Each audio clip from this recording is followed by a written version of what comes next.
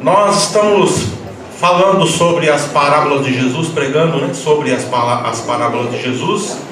E hoje eu quero falar sobre a parábola do joio e do trigo. Mateus, capítulo 13, logo depois da parábola do semeador. Mateus capítulo 13, o verso 24. Vamos ficar de pé só um pouquinho.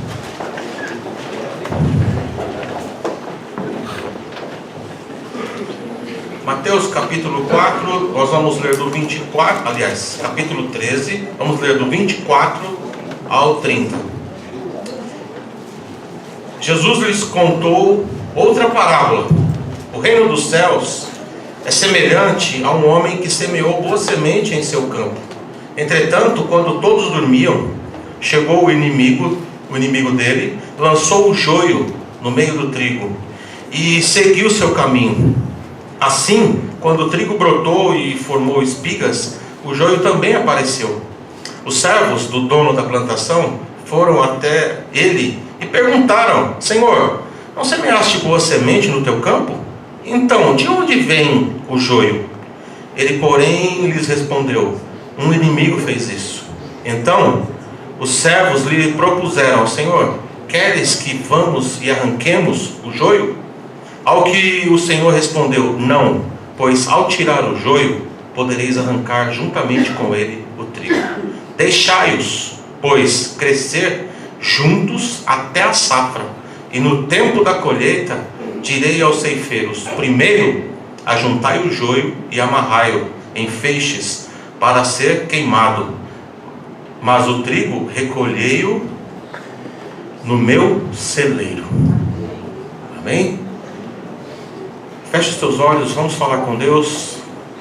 Senhor amado e eterno Pai, nós te agradecemos, ó Deus, te agradecemos pela tua santidade, te agradecemos porque tu és um Deus santo. Obrigado, Senhor, porque este é o grande exemplo que o Senhor nos dá.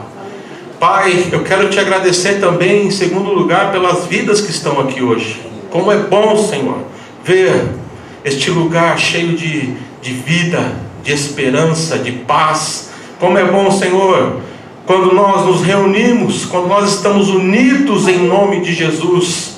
A tua palavra diz, o Salmo 133, do Salmo do teu servo Davi, que é bom e agradável quando os irmãos estão unidos, quando estamos unidos em nome do Senhor Jesus. Pai, que nós possamos agora, Senhor, meditar na tua palavra. Nessa parábola que Jesus contou, que o Senhor esteja nos dando graça, sabedoria, não somente a mim, mas aos teus servos, que eles possam também ter, que nós todos possamos ter os nossos olhos espirituais bem abertos, os nossos ouvidos também, para ouvirmos e entendermos aquilo que o Senhor tem para nós hoje. Em nome de Jesus, que as palavras da minha boca e a meditação do meu coração sejam gratas diante de ti. Amém? A igreja pode se assentar.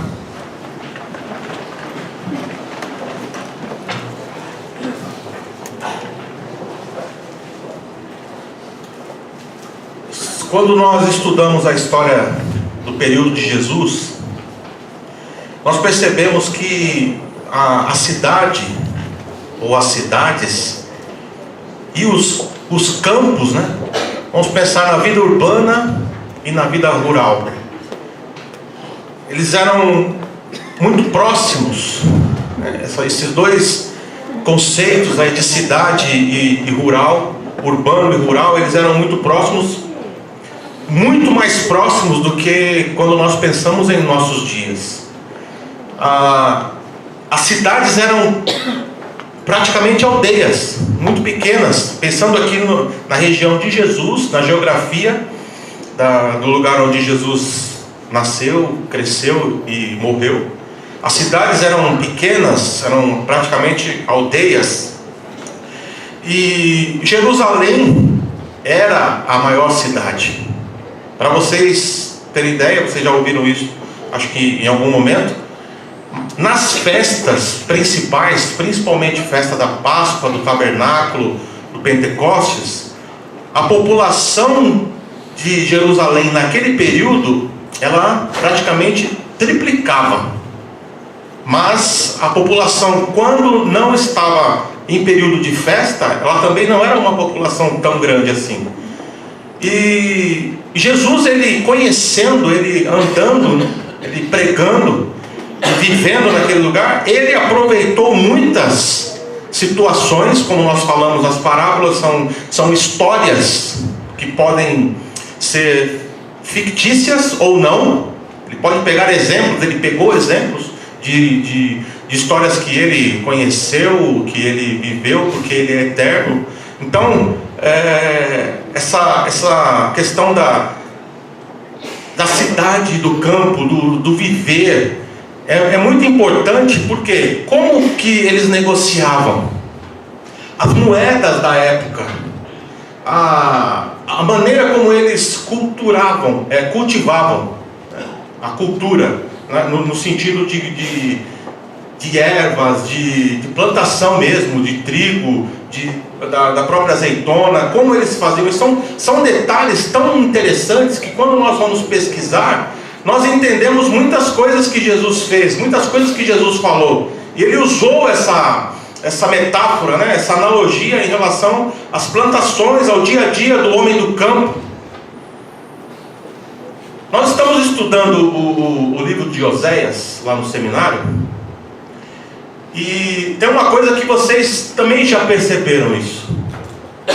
O professor falando sobre a cultura, né, do período de Oséias, ele chamou a atenção para uma coisa que sempre vem ao meu coração. Vocês já perceberam como nós nos sentimos bem? Isso não é uma regra, não acontece com todas as pessoas, mas a maioria. Vocês já perceberam como nós nos sentimos bem quando nós estamos na natureza?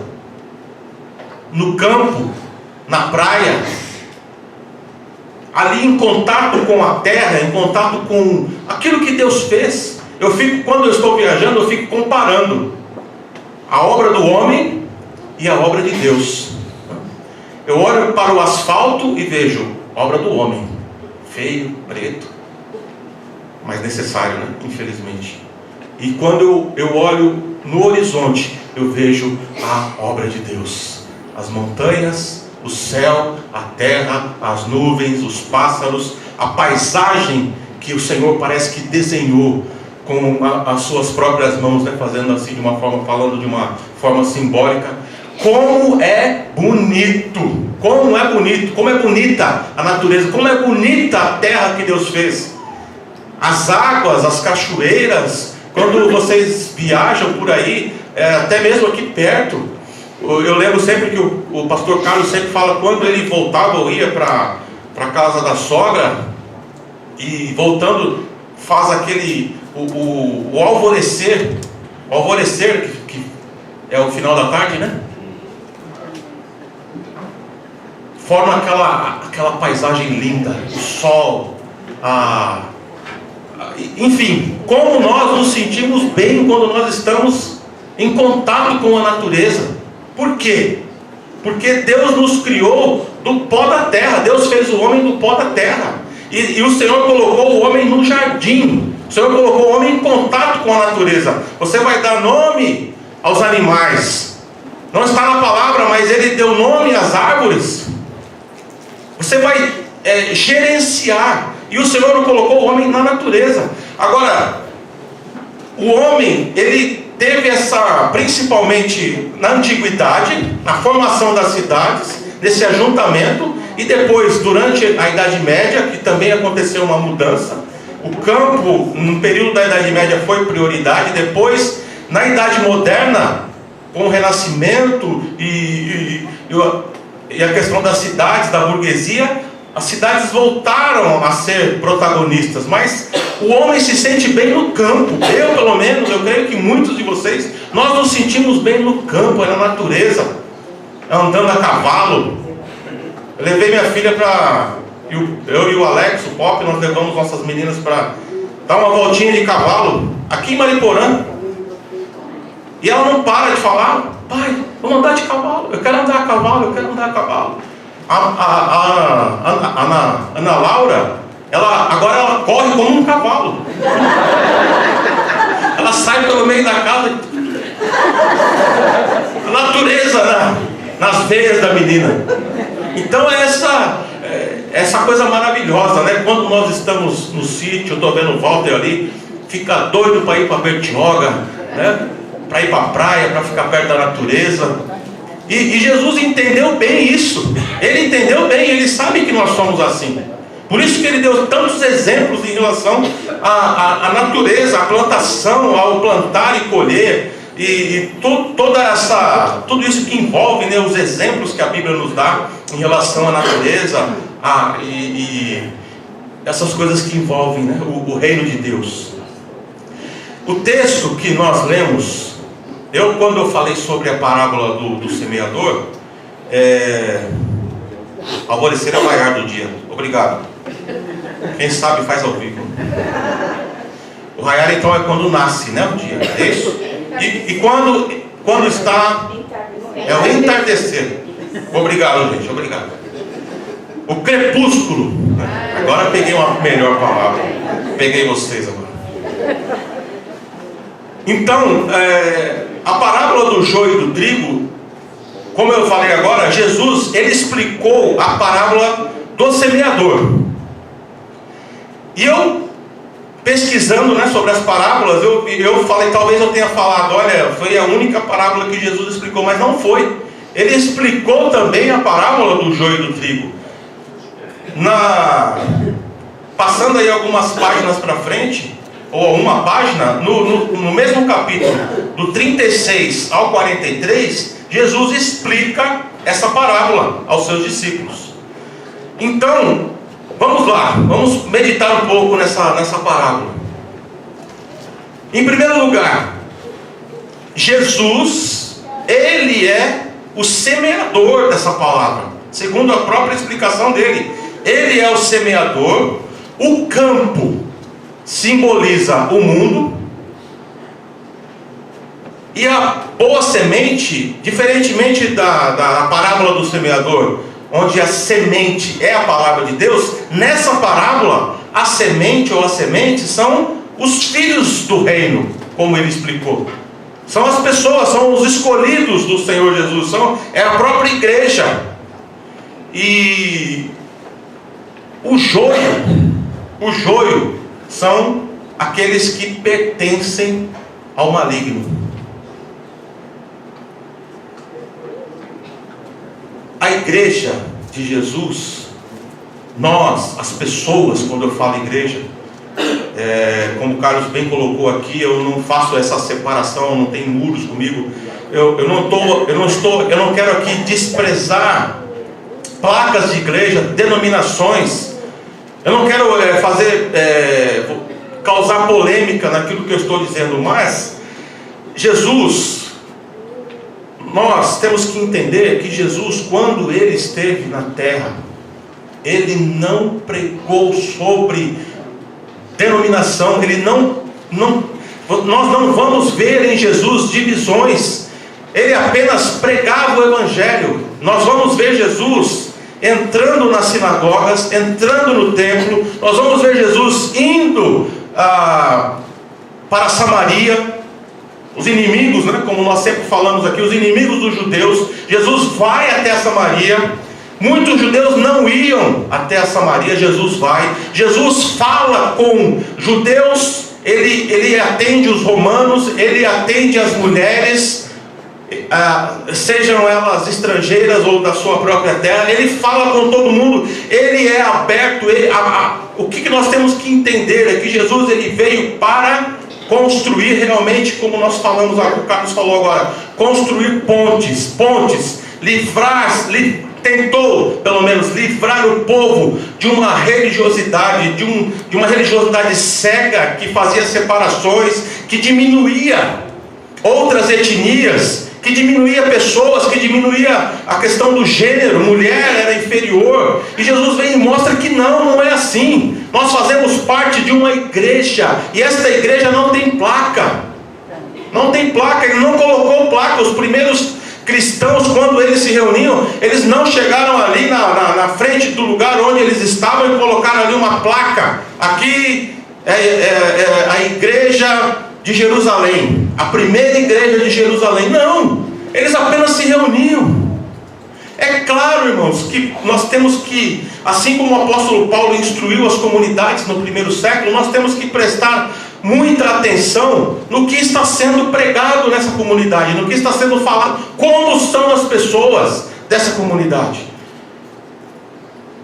Mas que não existe essa divisão, não existe. É claro, nós temos que respeitar. Por isso que eu converso com todas as pessoas, independentemente de qual religião ela é, de qual etnia ela pertence. Nós temos que conversar, nós temos que ser sal e ser luz. Nós temos que ir onde o Senhor, onde o Espírito Santo de Deus nos levar, pregar a palavra de Deus, dar o exemplo que o Senhor Jesus nos deixou para que nós fizéssemos. Então, ele aqui já explicou a palavra. Em segundo lugar aqui, o inimigo que semeou o joio, Jesus falou que é o diabo. Quando você vai para o Antigo Testamento, você lê o Antigo Testamento, você pouco ouve o autor ou os autores falarem, escreverem sobre Satanás. Poucos os livros citam. Não era costume, eles não tinham esse entendimento. Até mesmo o próprio Jó, quando você analisa a vida de Jó e o entendimento que ele teve em relação ao que estava acontecendo, o autor relata que, aí pegando um livro do Antigo Testamento que fala sobre o diabo, fala sobre Satanás e o seu reino, os seus anjos, o entendimento de Jó, segundo o autor, não era que Satanás estava provocando aquilo. O entendimento de Jó era que Deus estava permitindo, que o Senhor estava fazendo aquilo, que o Senhor estava, a palavra certa é permitindo, que o Senhor estava permitindo que tudo aquilo que aconteceu com ele viesse a acontecer. E ele não estava errado. Por quê? Porque o diabo e seus anjos, ele só vai até onde Deus permite. Não é isso que o livro de Jó nos ensina? O Senhor fala com Satanás: você vai fazer isso e até aqui. Depois ele fala: você vai tocar, mas não vai tirar a vida. Então, debaixo dessa interpretação, debaixo dessa palavra, nós entendemos que a tua vida, a minha vida, ela está nas mãos do Todo-Poderoso. Ninguém pode, quem intentará, quem acusará os escolhidos de Deus? Ninguém pode te acusar, ninguém pode te julgar, somente o Senhor. Eu estou falando com aqueles que têm a compreensão da palavra. Não estou falando com rebeldes, não estou falando com aqueles que não temem a Deus. Estou falando com aqueles que temem a Deus, que entendem o Evangelho. Ninguém pode te separar do amor de Deus que está em Cristo Jesus. Não é isso que o apóstolo Paulo escreve aos Romanos? Ninguém. Então, quantas pessoas, eu quero frisar isso, eu sempre falo isso nas minhas palavras. As pessoas, elas perdem para si mesmas, porque o mundo já foi vencido. Jesus venceu o mundo, Jesus venceu Satanás, Jesus venceu a morte. Glória a Deus. E por quê? Muitas pessoas estão prostradas, caídas, em depressão, desanimadas, derrotadas. Por quê? Se o Senhor já venceu, Ele já venceu. E como nós falamos aqui em várias oportunidades, o Senhor nos dá essa oportunidade a cada dia. Mesmo que nós erremos, mesmo que nós cometamos erros, o Senhor nos dá essa oportunidade de sanar, de fazer diferente, de pedir perdão, de começar um novo tempo, um novo caminho. O inimigo, o diabo semeou esse conceito, né? Esse medo que muitas pessoas têm do diabo. Não é que você tem que como eu posso dizer, chegar, não, mas faça como a palavra do Senhor diz: o Senhor te repreenda. Em nome de Jesus. É o nome dele que nós temos que usar. O diabo, ele já foi vencido. O Senhor, como nós voltamos aqui à questão da permissão, Deus está permitindo esse tempo, até quando nós lemos do Gênesis ao Apocalipse, tudo está já pronto. O Senhor está dando esse tempo para que muitas pessoas ouçam o Evangelho e se arrependam. Então é isso que a nossa luta, ela já foi vencida pelo Senhor. Você pode, eu sei que essa teoria é muito fácil, eu quero ver enfrentar mesmo uma batalha espiritual, pode enfrentar se você estiver em santificação, se você estiver buscando ao Senhor, se você estiver na presença de Deus. Você vai levantar a tua mão, você vai colocar nas tuas mãos, e Ele vai sair, e Ele vai aceitar aquilo que você está falando, porque você está falando em nome do Rei dos Reis, do Senhor dos Senhores. Então não tenha medo. Crente que tem medo do cramunhão é crente que não ora, é crente que não está nem aí para santificação, é crente que apenas tem o nome de crente. Na verdade é o joio. Uma pequena historinha, né, como ilustração. Na época de carnaval, antigamente, carnaval de rua, as pessoas se fantasiavam, ainda se fantasiam, né? Mas no carnaval de rua é diferente.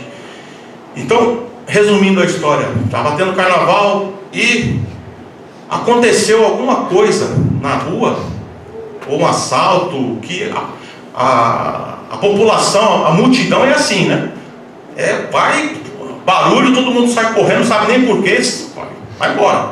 E aconteceu alguma coisa, soltaram tiro, alguma coisa. E o cara fantasiado de diabo, com chifre. Não, o diabo não é assim, né? O homem criou o diabo assim. O diabo é bonito, viu? Ele é bonitão. E o cara fantasiado de diabo, chifrão, com o rabo, com o tridente. No meio da confusão, a primeira porta que ele viu aberta, ele entrou. Era uma igreja.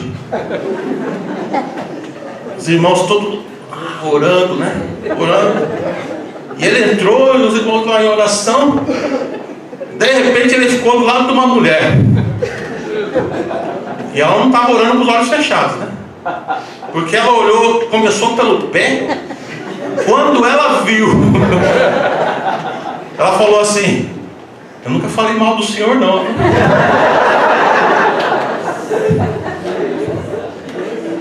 Não leva a sério, não. Eu nunca falei mal, não. Fica aí de boa, aí. Pode ficar à vontade. Isso é uma fábula, né? Uma historinha, né? Mas crente que não tem, a vida não está em consagração. Não está em consagração.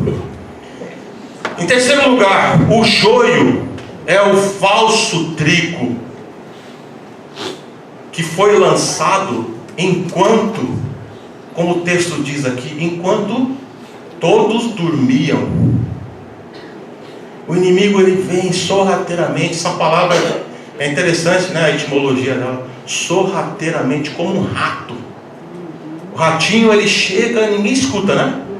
Ninguém escuta. Já contei aqui uma vez que nós tínhamos um visitante aqui, quando eu morava aqui. Uma ratazana, bem grandona. Ela entrava, não batia na porta, né? Entrava não sei por onde. E um dia eu peguei ela comendo uma banana. Uma banana. E foi difícil matar. Mas o inimigo vem sorrateiramente. Ele não vai, como essa ilustração que eu dei aqui, ele não vai se mostrar. Ele vai, quando você estiver dormindo, quando você estiver cochilando, quando a vida espiritual estiver balançando, quando as pessoas estão baixando a guarda, está tudo bem, está tudo legal, o que ele vem e faz? Ele lança o joio, ele lança o falso trigo. É assim que ele fez aqui nessa parábola. Todos estavam dormindo, no verso 25. Entretanto, quando todos dormiam, chegou o inimigo e lançou o joio no meio do trigo e seguiu seu caminho. Então, se o joio são pessoas, os joios aqui são pessoas, Essas pessoas que chegam em nossas vidas. Eu não estou falando, gente, quando nós pensamos em trigo, eu não estou falando somente aqui não. Não estou falando somente na igreja. Aqui também, mas no teu trabalho, no lugar onde você estuda, na tua família. Na tua família, o joio pode estar ali, pode estar sendo semeado ali, alimentado ali. Então, nesse cochilo, nesse dormir, nessa período que nós vacilamos, e aí nós começamos a o quê? Dar ouvidos. Nós começamos a ser envolvidos, porque, como eu disse agora, ele não vem se mostrando. Os joios, eles não se mostram, eles vão devagar, lançando uma ideia, lançando um pensamento, lançando uma ideologia. Isso aqui pode, não tem problema. Isso daqui não tem, eu entendo assim. Hoje em dia as coisas mudaram. O joio, ele é disfarçado. Eu fui ver uma foto. Não conheço o joio, conheço o trigo. No Brasil, o trigo é pouco cultivado. O trigo que vem para o Brasil, a maioria vem da Argentina. No Brasil não se cultiva muito trigo. E eu fui ver uma foto, e eles são muito parecidos, muito. Mas tem uma diferença importante que eu vou falar lá no final. Bem parecido, mas uma diferença importante na característica do joio e do trigo, que eu quero colocar lá na conclusão. Então, o joio desse falso trigo, ele vem e as pessoas não percebem. Em quarto lugar, os servos de Deus sabem diferenciar. A diferença entre o joio e o trigo. Por quê? No verso 27, olha aqui, está escrito: os servos do dono da plantação foram até ele e perguntaram: Senhor, não semeaste boa semente no teu campo? Então, de onde é que vem? O que esse povo está fazendo aqui, parafraseando? O que essa gente está fazendo aqui? Eles não têm cara de trigo, eles não são trigo, eles não se comportam como trigo, eles não falam como trigo, eles têm pensamentos diferentes, são rebeldes, são revolucionários, são no sentido pejorativo da palavra, não no sentido bom, mas eles são diferentes. Mas o que eles estão fazendo aqui? Os servos diferenciam, eles sabem a diferença. E o que Deus fala, o que Jesus fala nessa parábola? Diante da pergunta que eles fizeram, vamos arrancar. Verso 28, ele porém lhes respondeu: um inimigo fez isso. E então os servos propuseram: Senhor, vamos arrancar. E o que Deus fala? Lembra da parábola da figueira? A figueira, nós chamamos de figueira brava, da figueira problemática, que não dava fruto. Que ali naquela parábola Jesus fala que a vinha, aqueles que eram os pés de uva que estavam ali, eles deveriam cuidar, ou o servo, ou as pessoas, a entender que dá, é que eles tinham que cuidar, tinham que tolerar, tinham que segurar a onda.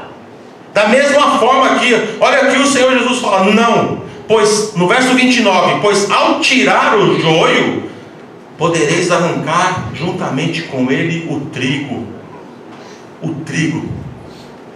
Então o que fazer? Eu pergunto à igreja, o que fazer? Se é o Senhor que corta a figueira, se é o Senhor que faz a separação do joio e do trigo, o que fazer?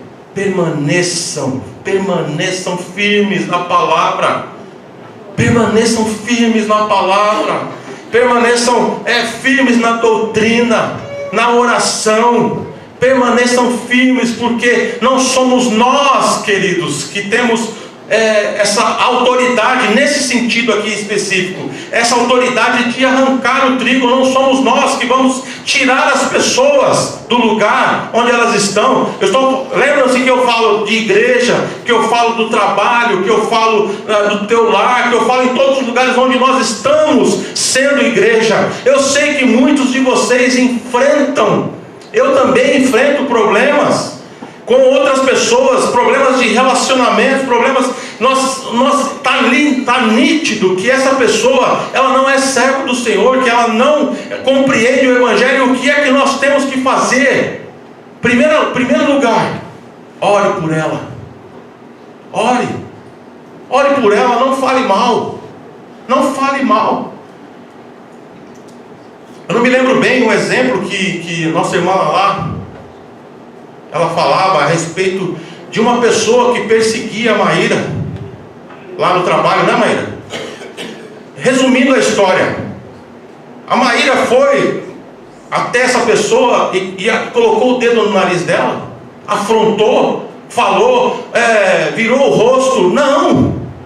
Qual foi a estratégia? Nós vamos orar.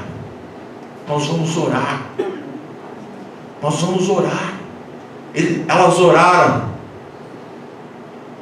Aquela pessoa, acho que recebeu até uma promoção. Foi transferida. Está aí o segredo. É amor, é oração, sem murmuração, sem esse protesto que muitas vezes gera um clima tão ruim. Estou falando agora de uma forma mais ampla. Ontem eu fui convidado para ir em uma reunião na Missão Sal. É uma missão que até a nossa igreja aqui apoia. E eu fui convidado. Queridos, eu me senti mal.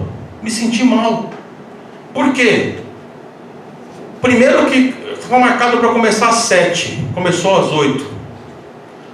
O som estava todo desfigurado, todo errado, muito alto. E, bom, enfim. E quando começou, já começou com um rapaz protestando, falando mal do governo, falando mal da sociedade, colocando aquela velha divisão, né? Olhando, como eu sempre digo aqui, olham para a história e tem a história como um Deus. É a história que vai determinar aquilo que eu creio, aquilo que eu acredito. E não é assim. E protestando e falando sobre divisão, isso. Eu não estou dizendo que nós não temos que falar, que nós não temos que protestar, mas como falar? Como falar? Vamos dar aqui um exemplo. Entrando aqui rapidamente na política, porque o joio e o trigo também estão na política, estão em todos os lugares, como eu disse agora. Então vamos pensar. Ontem se falou, o tema ontem foi cidadania. Então ontem se falou do que? De impeachment, do governo que está, como o governo está fazendo, o que o governo está fazendo, o que o governo está... Bom, enfim. Agora vamos pensar na questão do impeachment. Quem estava governando por 13 anos aproximadamente? Governo ligado ao Partido dos Trabalhadores. Quem era o vice da nossa última presidente, a Dilma? O vice era o Temer. Aí eu pergunto, quem votou no Temer? Quem votou no presidente Temer? Não foram as mesmas pessoas que votaram na Dilma? E por que agora o governo é isso, é aquilo? Eu não estou aqui falando a respeito dos erros, existem a corrupção, está aí. Mas eu estou dizendo que não pode ter esse discurso de ódio. É isso que eu estava ouvindo ontem. É o discurso de ódio. Não vou defender aqui nenhum candidato, não estou falando disso, eu estou falando que vamos olhar para Jesus. É isso que eu digo. Vamos entender Jesus, vamos falar como Ele falou, agir como Ele agiu. Quando nós vamos para o Congresso, lembrando do candidato que hoje é candidato a presidente, o Bolsonaro, que muitos odeiam, ele precisava, ele é oposição. Ele é oposição. Quando nós somos oposição, quando você for oposição, seja uma oposição com classe. Seja sábio. O que ele fez ali? Ele tocou num assunto que não precisava. O que ele causou? Causou ódio. causou divisão, causou problemas. Então, até na hora da crítica, até na hora de protestar, nós temos que fazer isso com amor. Com amor. Por isso que nós estamos vivendo, enquanto sociedade, o que nós estamos vivendo, essa divisão, esse discurso de ódio, e nós não podemos entrar nesse discurso. Quando nós pensamos num lugar como a igreja, de uma certa forma, isso pode acontecer com a gente. Isso pode acontecer com a gente. Quando não há o quê? Diálogo, quando eu não dou os meus ouvidos para que a pessoa venha falar, colocar as suas razões. Então o que nós precisamos? Nós precisamos de paz, nós precisamos de harmonia, nós precisamos de shalom para as nossas vidas, e as pessoas não entendem isso. Os servos sabem diferenciar muito bem quem são os joios, mas eles não podem fazer nada. Nós não podemos fazer nada. A única coisa que eu posso fazer é orar. E se eu tiver a oportunidade, vou chamar a atenção com amor, com respeito à ideia do outro, à posição do outro. É assim que nós temos que agir. Concluindo, o joio vai crescer junto com o trigo, segundo a parábola de Jesus. Mas como ele é uma erva daninha, como ele é problema, ele vai trazer tristeza. Ele vai disseminar o seu veneno para provocar separações. Mas os verdadeiros trigos permanecerão firmes. Firmes. Até o dia que Deus separar. Até o dia que Deus separar. É o Senhor que faz essa separação, não somos nós. E aí, aquela característica, né, do trigo e do joio. A foto que eu vi, eu também já tinha ouvido isso em algum lugar, mas a foto que eu vi em relação ao trigo e o joio, ela falava bem aquilo que eu já sabia, estava dizendo, né, naquela imagem. O trigo, na hora da colheita, ele está caído. Os seus galhos, os seus galinhos, eles caem. E o joio não. O joio permanece ereto. É bem assim, né? Arrogante, orgulhoso, não se prostra. E na hora da separação, como o Tino bem colocou aqui, o Senhor vai fazer essa separação e vai ajuntar, amarrar e jogar no lago de fogo, onde há choro e ranger de dentes. Mas o trigo, o verdadeiro trigo, vai acontecer aquilo que Jesus falou lá em Mateus 25: vinde, benditos de meu Pai. Vinde, entre, esse reino está preparado para vocês. Está preparado para vocês. Vinde, benditos, entrai pela porta. Entrai pela porta, porque eu preparei mansões celestiais para a glória do Deus vivo. Amém? Que Deus abençoe e que o Senhor